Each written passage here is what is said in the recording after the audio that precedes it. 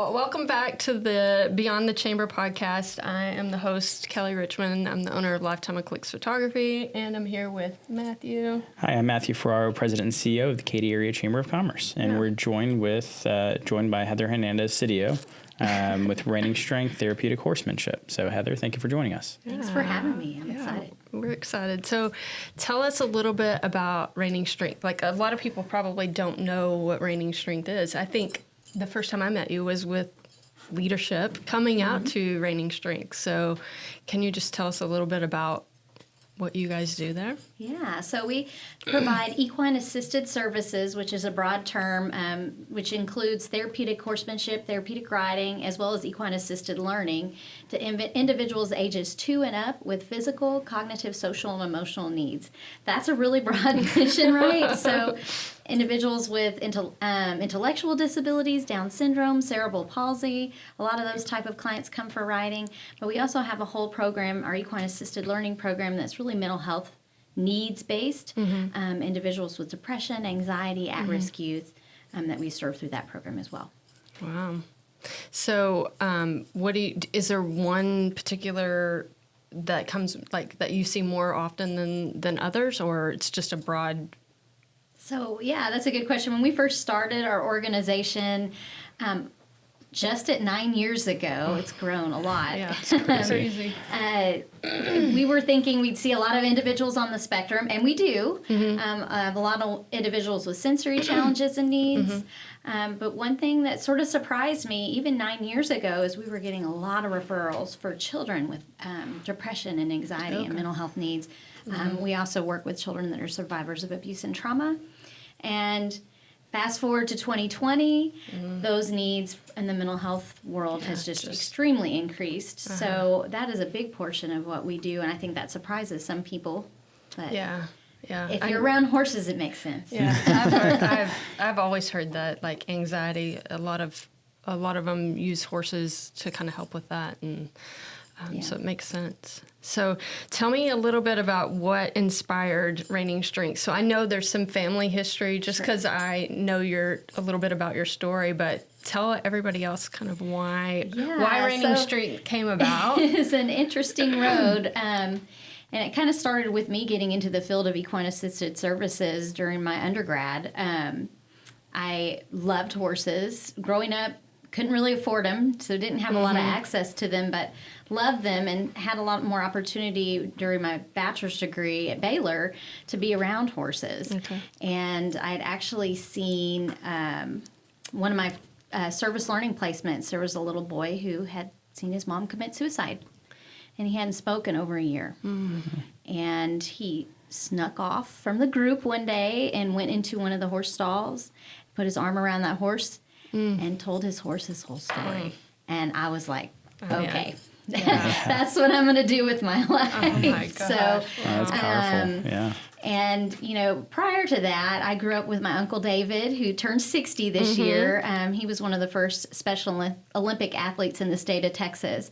And 60 years ago, when he was born, he had a diagnosis of mental retardation. We know that term has changed to intellectual disability.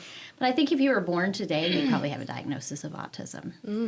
Okay. So growing up with him, advocating for individuals with different abilities, we learned from my grandparents. They were some of the first advocates. And so, I was doing equine work up at Texas Tech for 8 years, but kind of got tired of the dust of Lubbock and the Miss Bourbon County is his home. And so my family and I decided we were going to start Reining Strength.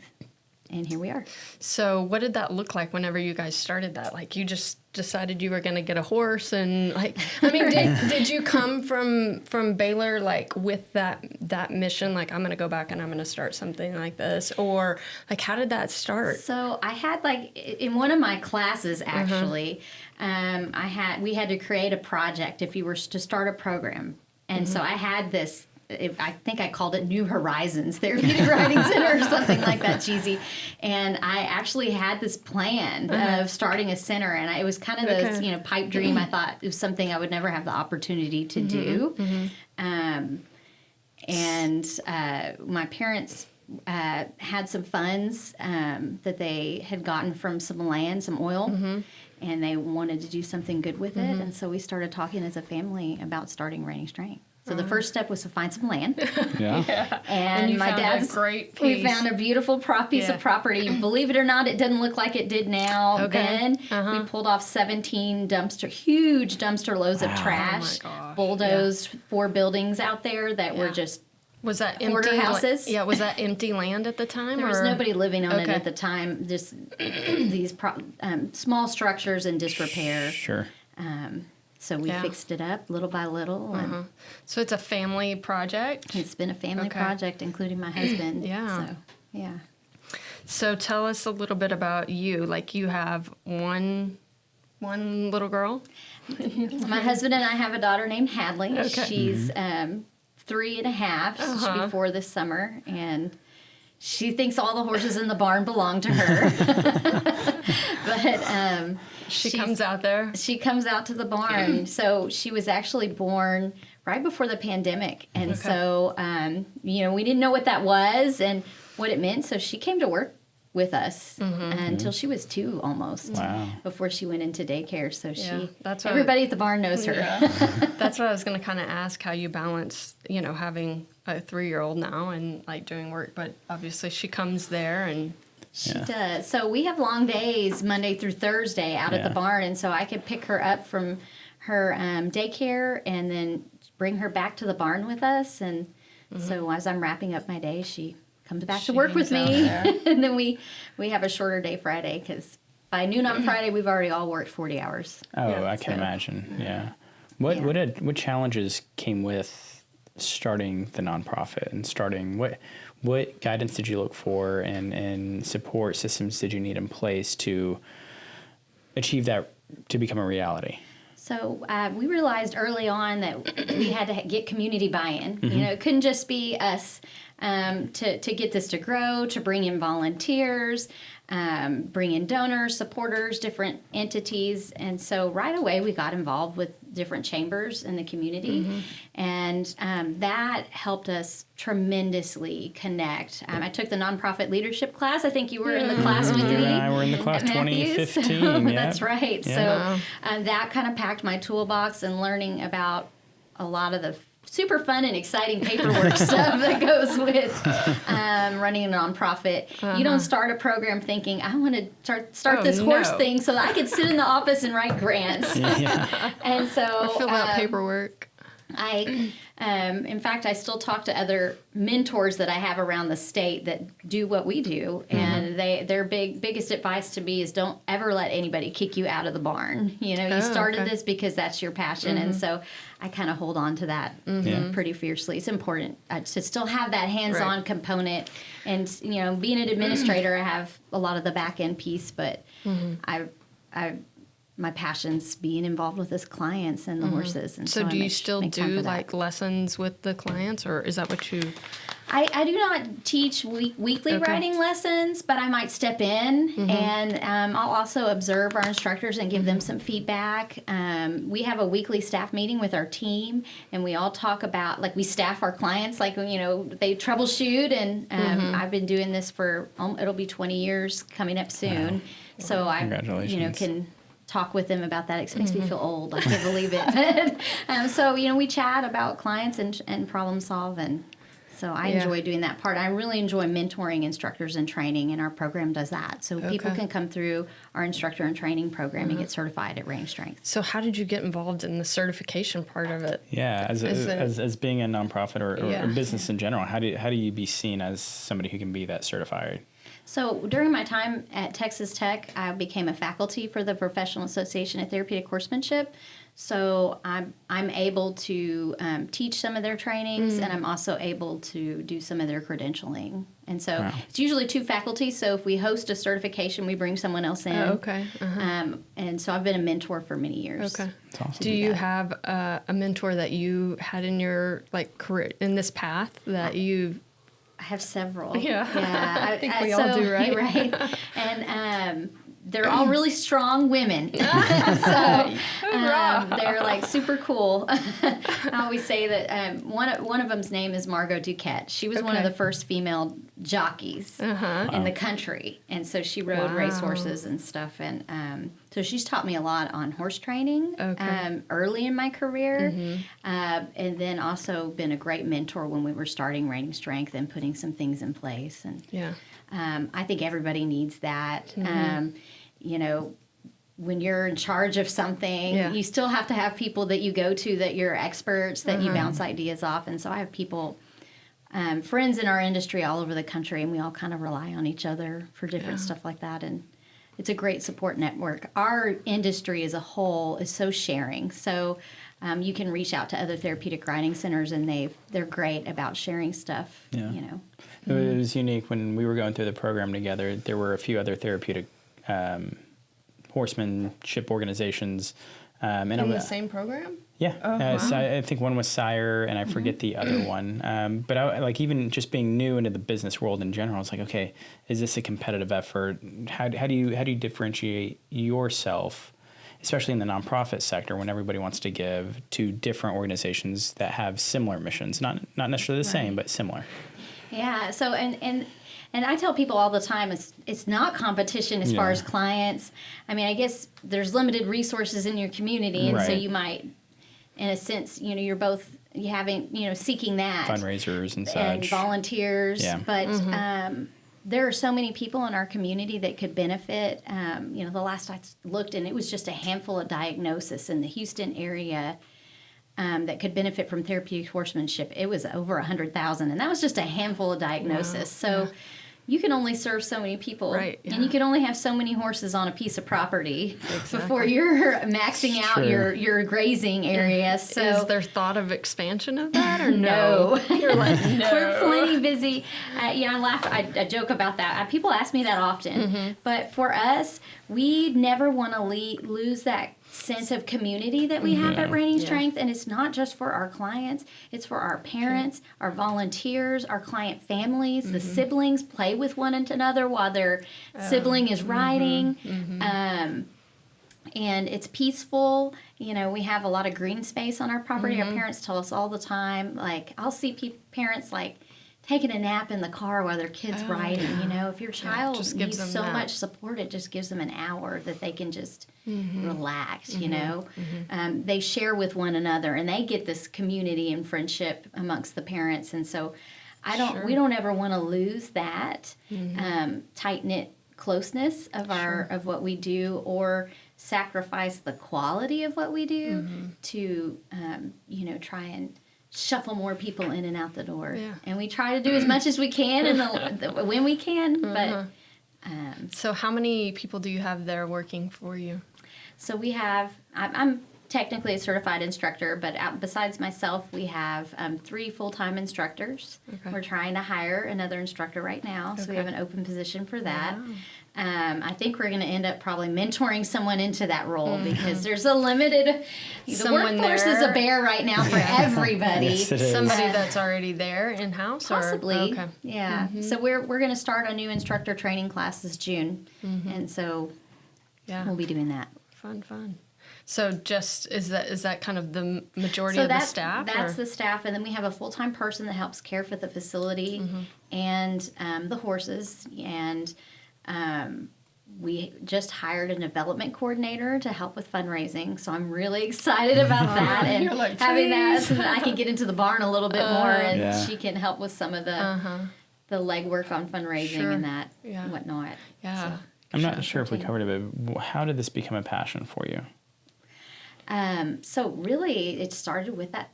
I've always loved horses since I was little. My gramps had a horse. Knock on wood, the only time I've ever been bucked off a horse was my gramps' horse. I was 5 years old. Oh, my goodness. and he was since there?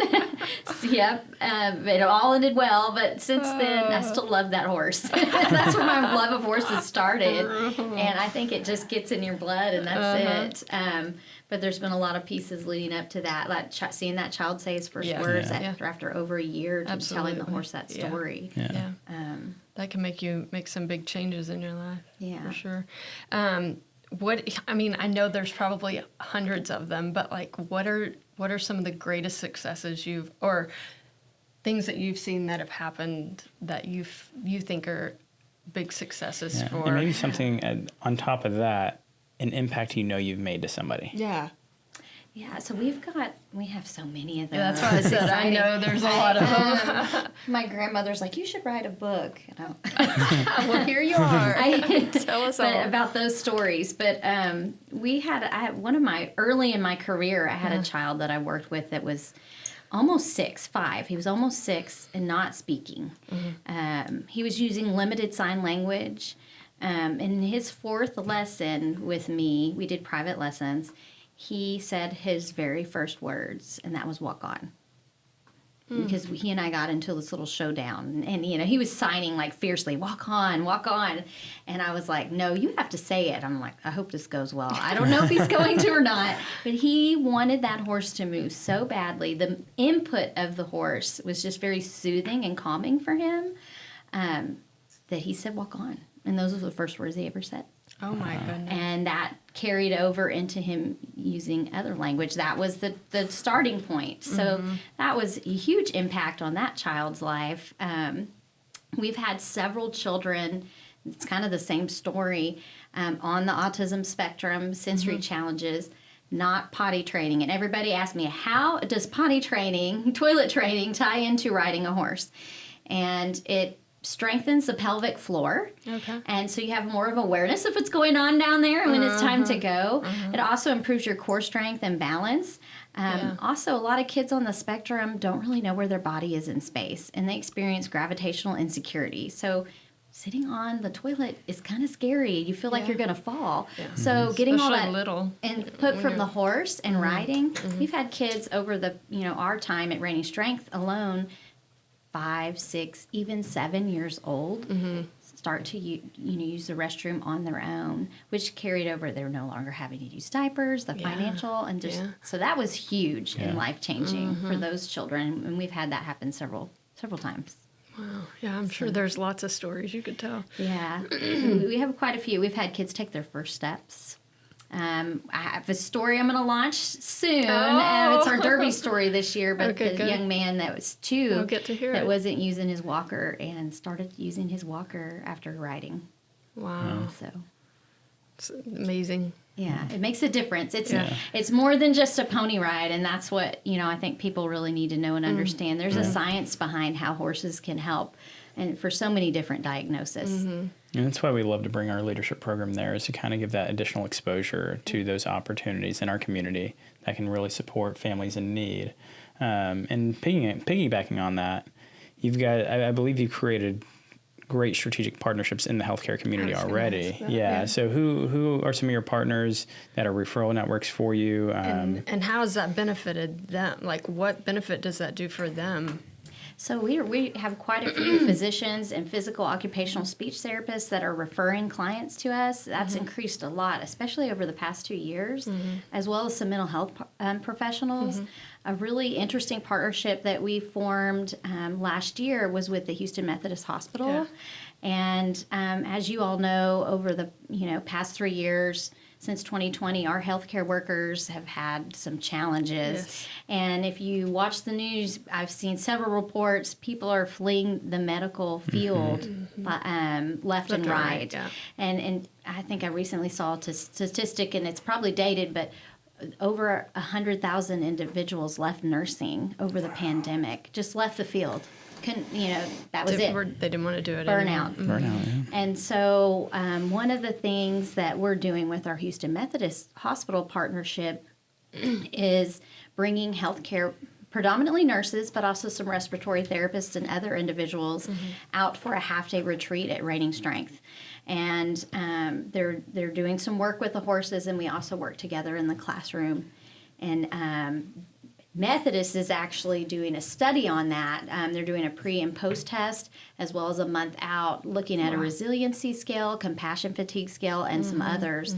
And so far, all the stats they've shared with me are trending that working with the horses is making a positive impact to reduce some of those negative symptoms. Wow. So we're excited to be a part of that. Yeah. We've had over 150 individuals come through just from Methodist. Yeah, and I've heard some of the positive things from it too, so that's really great.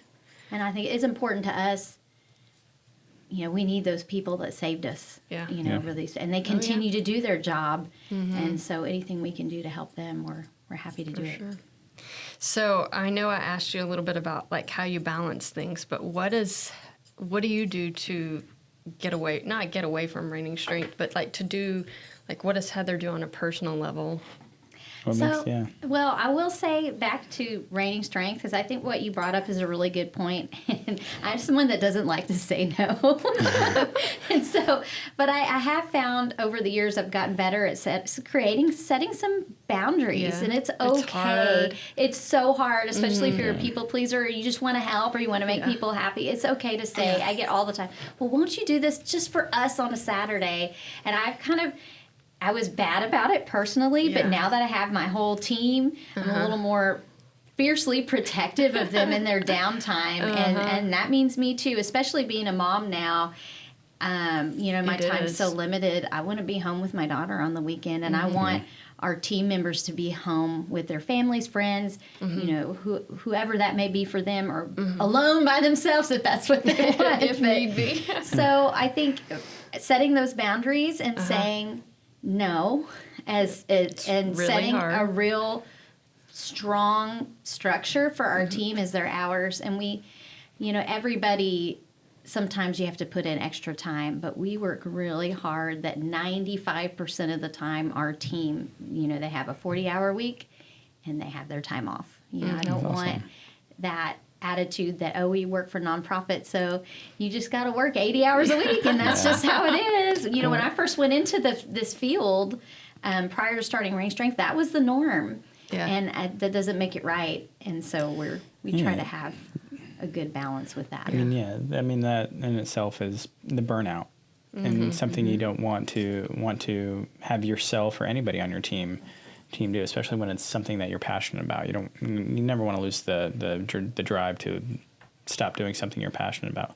What is an obstacle or a hurdle that you've had to overcome recently, whether through the pandemic or not? But what is something that made Heather take a step back and say, wow, I need to maybe reassess or get connected with somebody, or how do we get beyond this new challenge? Gosh, these past 3 years have thrown a whole bunch of them at us, right? So I could definitely say people as a whole in the community is still extremely giving. A lot of people said, oh man, it's so bad, we can't get volunteers. We were really blessed at Reining Strength that we have such a dedicated volunteer base, but how people communicated with us has been really different. And I'm seeing that with our families, seeing that with our volunteers, and with our fundraiser coming up. It's the first Saturday in May every year, our Kentucky Derby party. And it's huge. It is huge. A lot of people. So trying to get people to communicate has been really challenging over these past 2 years. I bet you guys see that a lot in the chamber, and getting people to tell you they're coming or tell you they're not coming. Making a commitment. Or just answer, Just it's a yes or no. So that has been a big, and so I've read up a lot of stuff. I've contacted other people that do this, and mainly it's like, we're experiencing that too. I'm like, okay, that's not really helpful, but I guess it's helpful because it's not just me. Yes. I guess normalizing it has helped. But I've gotten little pieces of advice and little snippets from different people that do what we do. Oh, have you tried this, or have you tried that? And that's kind of worked for us. Fun. But that's probably one of the biggest obstacles that's been a challenge and frustrating is trying to get people to communicate. And I think when what I see, I think everybody in our community is juggling so much right now. And people are overwhelmed. And I think I have a lot of pressure. And I work with our team and myself all the time to take a step back and just try not to judge and just remember that we're all struggling with life. Do you think it's the balance of there's so many job openings available out there and that are not filled, and everybody's wearing multiple hats to fulfill the needs of those organizations, that when it comes to even chamber, we experience this with engagement from members at galas or events. They'll register and, oh, okay, great. It'd be great if you had 100% show, but you never get the 100%. And it gets a little tricky, especially in a fundraising effort where you're wanting to generate the most revenue for the proceeds of the organization. But when they're not responding, do you think it's because that overwhelmed? Is that a piece of that being overwhelmed? And how has that played a role in what you guys are doing? I think that's a big piece of it. I think people are wearing a lot of hats and they're juggling a lot. I also think during the pandemic, we all got used to not having to RSVP and everybody got used to that. And they're like, oh no, we're not going back, So they all want to tell you at the 11th hour, and because that became the norm for a while. And so I definitely see some of that. But I know for me personally, too, I feel like I'm running from the next thing to the next thing to the next thing. Commitment to commitment. I'm telling, oh, man, I know I said I was going to get that to you, and I'm RSVPing late, and I'm sorry, I just had all this stuff going on. So I think I think we all have to give each other grace, but it is hard because ultimately you've got a bottom line, too, and so that does make it challenging. Yeah. You talked about how do you... as far as taking a break. For me, absolutely.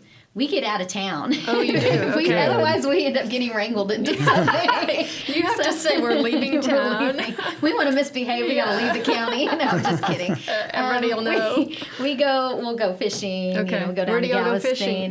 My parents have a place in Tiki, so we'll go do that. And my husband's family is in New Mexico. It's a little more challenging. Where at in New Mexico? Different parts. They're with the racetrack, so they're... okay. But Ruidoso is our favorite in the mountains in the summer. And so we go there as much as we can. Yeah, I'm from Amarillo, so Taos or New Mexico's not far. Yeah. So even, pre-pandemic, we would go in the summer and fly into Albuquerque and go fly fishing and meet my parents up there. So I love Taos and New Mexico in the summer. So. Yeah, we'll rainbow trout fish there. And it's just really pretty. It's a nice change in scenery and temperature from Texas in the summer. Yes, exactly. And when you get back in the back of those mountains and in those rivers, you have no cell phone service. You can't contact anybody, even if you wanted to. It's a wonderful thing. When you first get out there, you're like, oh my goodness, what are we going to do? But it is the most peaceful, wow, this could be really nice. Yeah. Oh, yeah. I mean, just the disconnect. I mean, sometimes you have to unplug. Yeah. And I think that's okay. I think it's important, and it energizes you and refreshes you. And as long as you communicate with everybody and say, I am going to unplug the weekend, here's your points of contact. So mainly outdoor stuff. Fishing. For me, it's outdoors. Anything Your outdoors. husband enjoys that too? He does. He loves to go to the races. He always loves to go home, see his family. But being around the racetrack and the racehorses is energizing for him. That's awesome. Yeah. So he kind of had a little bit of that racing from his childhood? Well, he was a racehorse trainer when we met. Oh. And so he was running horses in Ruidoso, and some friends and I had gone to New Mexico to watch the races, and we met and started dating, and I drug him down to Texas with me on this adventure to start Reining Strength, and he's been a part of it every step of the way. Wow, yeah, he's always around. So yes, even before we got married, he was clearing the land and building the arena, and he got certified as an instructor. And so he tells everybody he went from really fast horses to really slow horses. That's funny. And so he still misses that need for speed for sure. And so anytime we can get out to the races here in Houston as well, we can do that. Yeah. So being a mom, obviously it changes us, right? But did you always want to have kids, and that was a goal of y'all's? Or are y'all going to have more? I think we'll see, but you never know. But I think she might be our one and only. We'll see what life sends our way.